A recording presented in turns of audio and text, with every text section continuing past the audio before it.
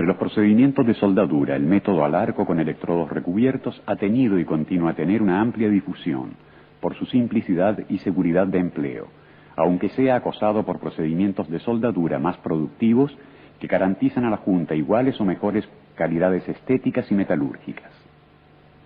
En la soldadura eléctrica al arco con electrodos recubiertos, la energía térmica necesaria para la fusión del metal base y del material de aportación es producida por el arco eléctrico, que salta entre el electrodo y los bordes de las piezas que se deben unir. Los electrodos están compuestos por una alma metálica, cuyo diámetro define el diámetro nominal del electrodo, y por un revestimiento externo obtenido por sustancias pulverizadas, unidas por un aglutinante y secadas en horno. El alma conduce la corriente eléctrica que alimenta el arco y aporta el material que constituirá el cordón de la soldadura. El revestimiento protege el baño de fusión y el metal de aportación de la influencia nociva de la atmósfera. Reacciona con el metal modificando sus características químicas físicas, ioniza el arco y lo mantiene estable. Las imágenes evidencian el material base, el electrodo, el arco eléctrico, el baño de fusión, el cordón de soldadura y la escoria.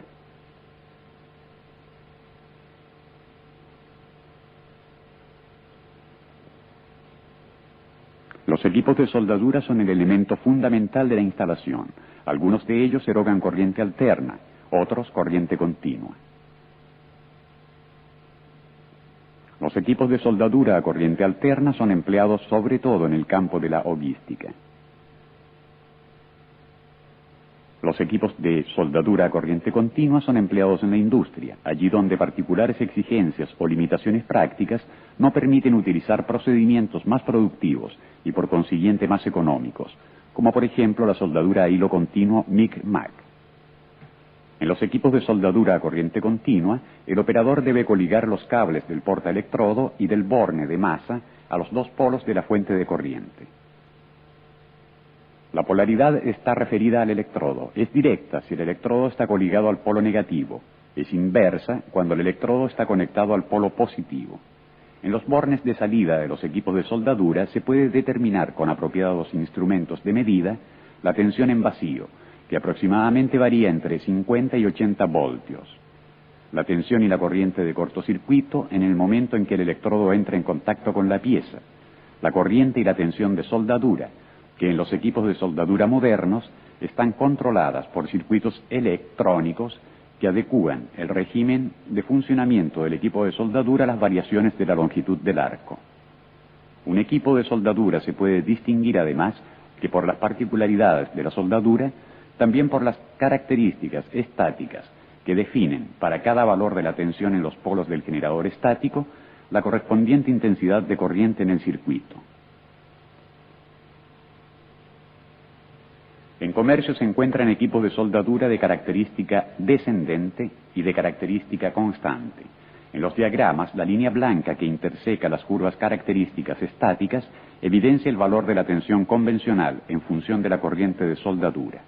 En la soldadura con electrodos recubiertos, el valor de la tensión convencional en función de la intensidad de la corriente de soldadura está dado por la relación experimental.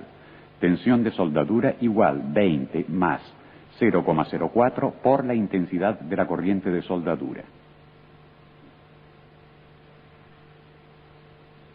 En los equipos de soldadura de característica descendente, con la variación de la longitud del arco cambia sea el valor de la tensión que de la intensidad de corriente.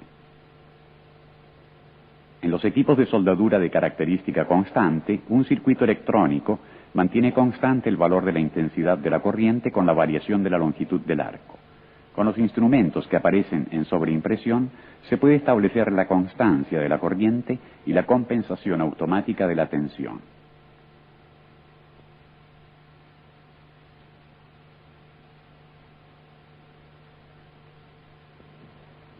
Las fuentes de corriente para soldadura se pueden comparar si se consideran las características técnicas obligatoriamente reproducidas en una placa inamovible ubicada sobre la caja de la fuente misma.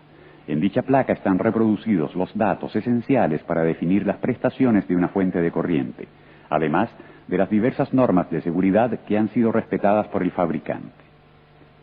A título de ejemplo, veamos la placa del equipo de soldadura utilizado en la audiovisual para las pruebas con electrodos.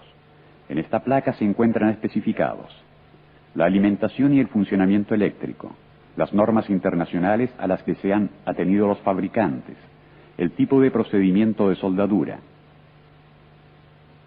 la característica estática de la fuente y la tensión en vacío, el campo de empleo de una fuente de corriente, definido por las corrientes de soldadura mínima y máxima con las correspondientes tensiones convencionales a cargo, los valores